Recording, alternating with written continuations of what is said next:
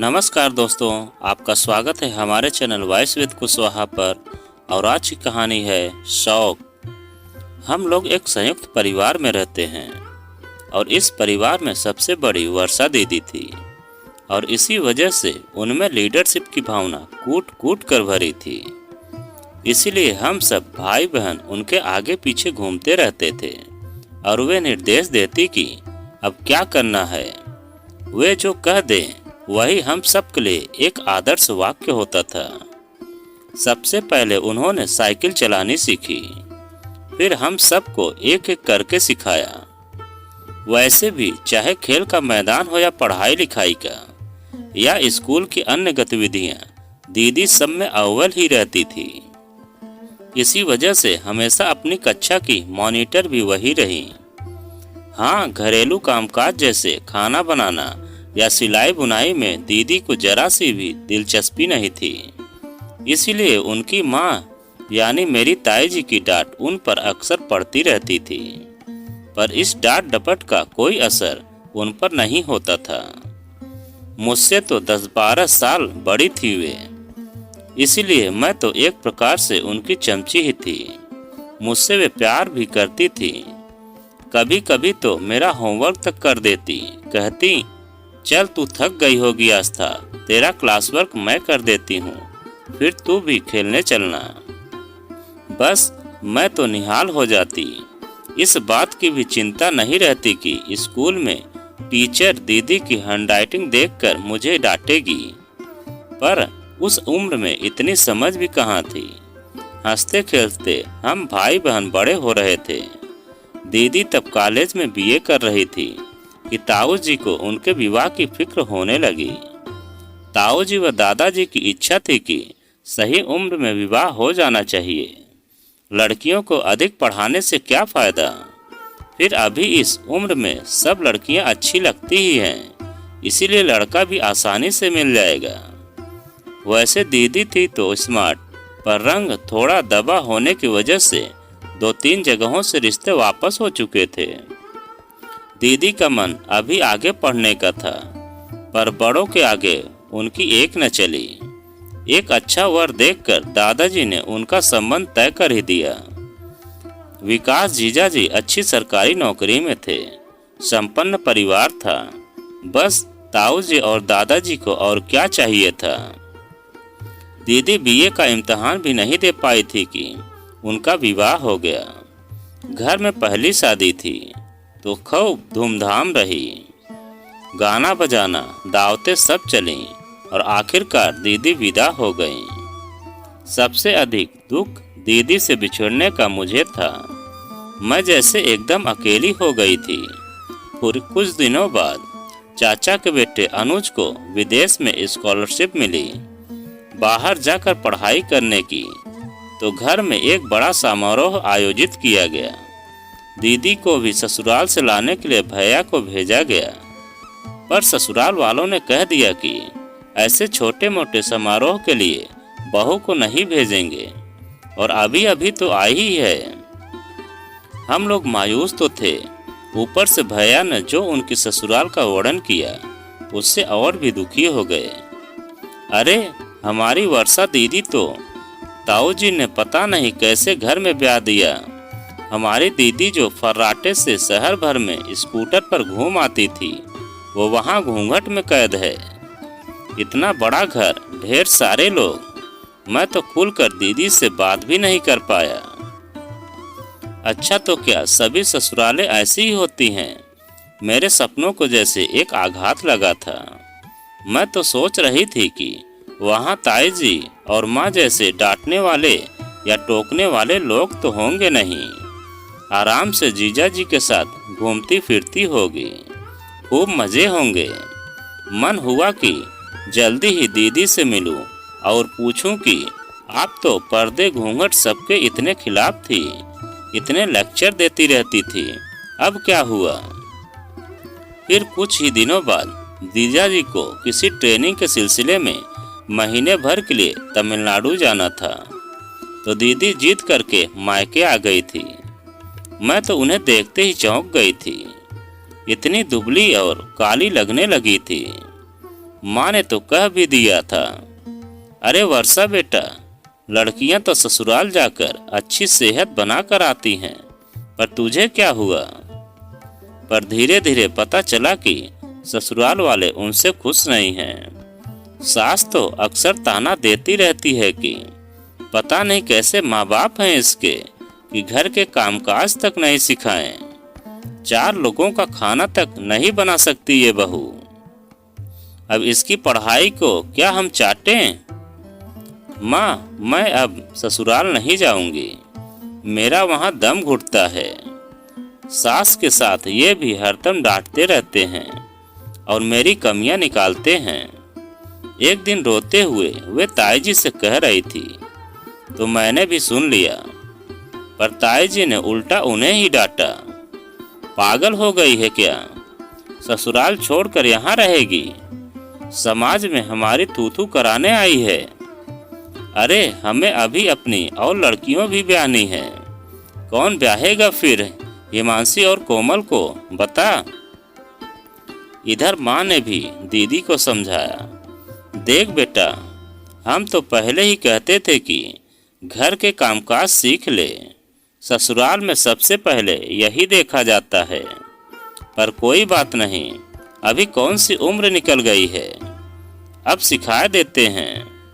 अच्छा खाना बनाएगी, सलीके से घर रखेगी तो सास भी खुश होगी और हमारे जमाई भी। दीदी के मना करने पर भी माँ उन्हें जबरन चौके में ले जाती और तरह तरह के व्यंजन, अचार आदि बनाने की शिक्षा देती। हम लोग सोचते ही रह जाते कि कब दीदी को समय मिलेगा और हम लोगों के साथ हंसेंगी, खेलेंगी, बोलेंगी। 1 महीना कब निकल गया मालूम ही नहीं पड़ा था। जीजा जी आकर दीदी को विदा करा के ले गए।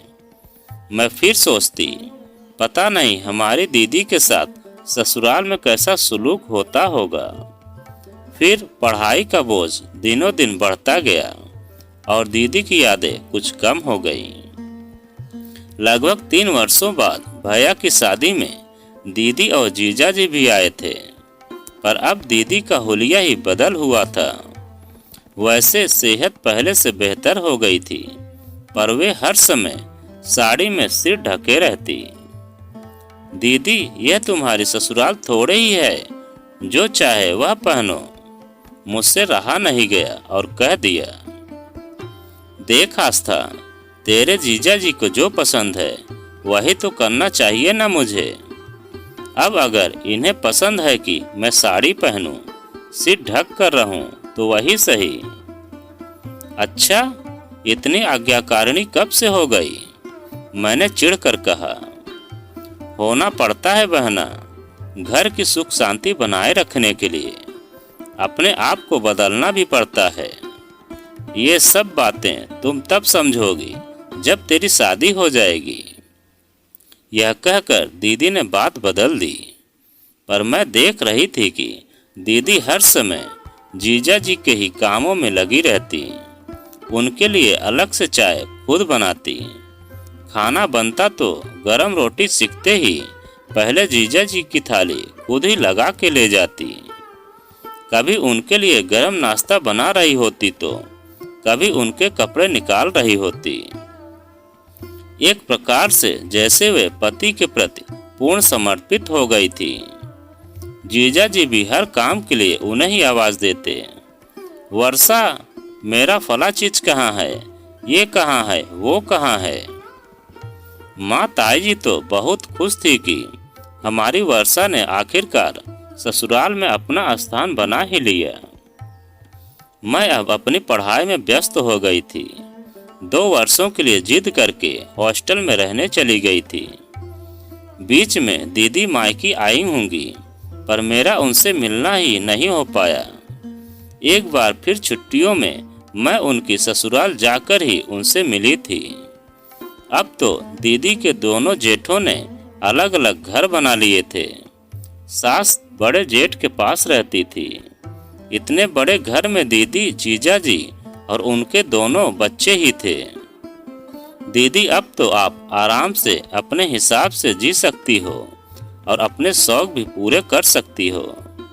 मैंने उन्हें इस बार भी हरदम सिर ढके देखकर कह दिया, देख आस्था, मैं अब अच्छी तरह समझ गई हूँ कि अगर मुझे इस घर में शांति बनाए रखनी है तो मुझे तेरे जीजा जी के हिसाब से ही अपने आप को ढालना होगा, तभी ये मुझसे खुश रह सकते हैं।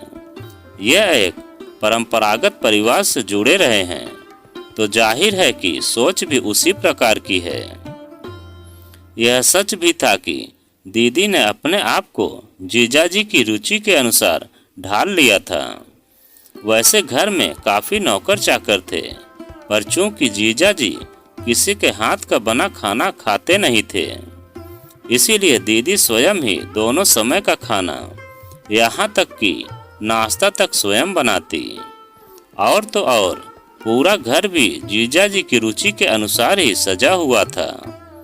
घर में ढेरों पुस्तकें, कई महापुरुषों के फोटो हर कमरे में थे।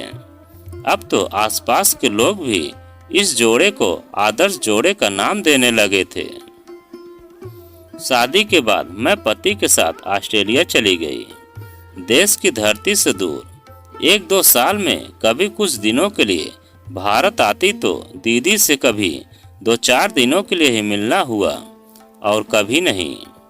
हाँ, यह अवश्य था कि अगर मैं कभी अपने पति प्रति की कोई शिकायत माँ से करती तो वे फौरन कहती, अपनी वर्षा दीदी को देख कैसे बदला है उसने अपने आप को, कैसे विकास जी लट्टू हैं उन पर।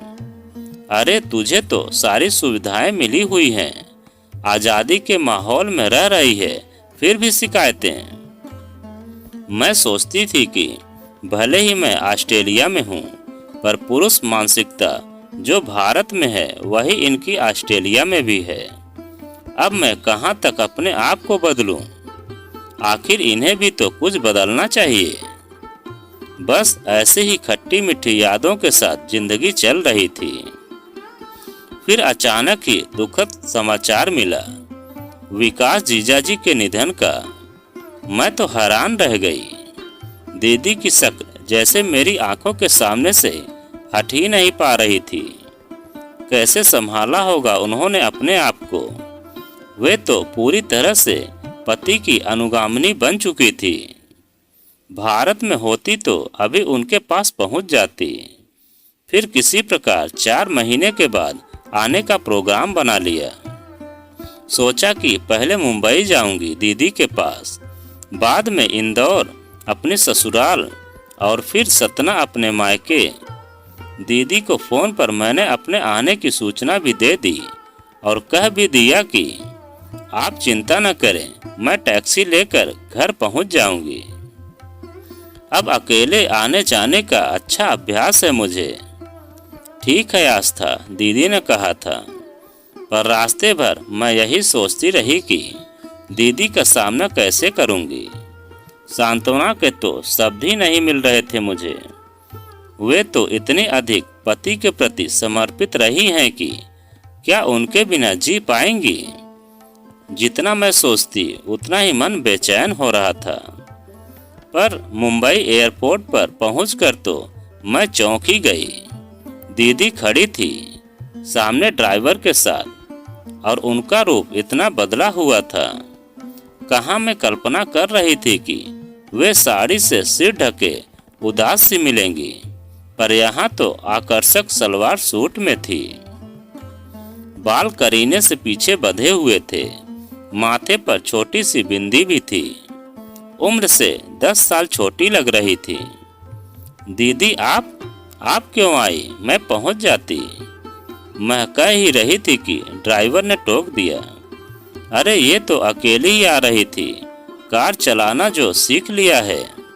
मैं तो जिद करके साथ आया कि लंबा रास्ता है और रात का टाइम है। अच्छा, मुझे तो लग रहा था कि जैसे मैं दीदी से बिछड़ गई हूँ। इतने साल ऑस्ट्रेलिया में रहकर भी मुझे अभी तक गाड़ी चलाने में झिझक होती है, और दीदी हैं, लग भी कितनी स्मार्ट रही हैं। रास्ते भर वे हंसती बोलती रही, यहाँ तक कि जीजा जी के बारे में कोई खास बात नहीं की उन्होंने। मैंने ही 2-4 बार जिक्र किया तो टाल गई थी। घर पहुंचकर मैंने देखा कि अब तो पूरा घर दीदी की रुचि के अनुसार ही सजा हुआ है। उनकी पसंद की पुस्तकें सामने शीशे की अलमारी में नजर आ रही थी। कई संस्थाओं के फोटो भी लगे हुए थे। पता चला कि अब चूंकि पर्याप्त समय था उनके पास, इसलिए अब कई सामाजिक संस्थाओं से भी वे जुड़ गई थी और अपनी पसंद के कार्य कर रही थी। अब तो खाना बनाने के लिए भी एक अलग नौकर रामू था उनके पास। सुबह ब्रेकफास्ट में भी पूरी टेबल सजी रहती, फल, जूस और कोई गरम नाश्ता। लंच में भी पूरी डाइट रहती थी।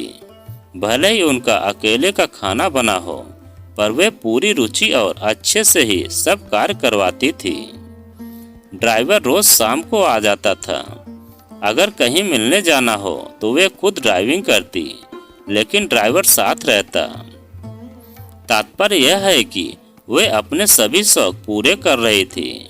फिर भी अकेलापन तो था ही, इसीलिए मैंने कह ही दिया, दीदी यहाँ इतने बड़े मकान में, इस महानगर में अकेली रह रही हो, बेटे के पास रायपुर नहीं आस्था। अब कुछ साल अपनी मर्जी से, अपनी खुशी के लिए, अभी तक तो सबके हिसाब से जीती रही। अब कुछ साल तो जीऊं अपने लिए, सिर्फ अपने लिए। मैं अवाक होकर उनका मुंह ताक रही थी और मैं भी कुछ दिन रहकर अपने घर चली गई।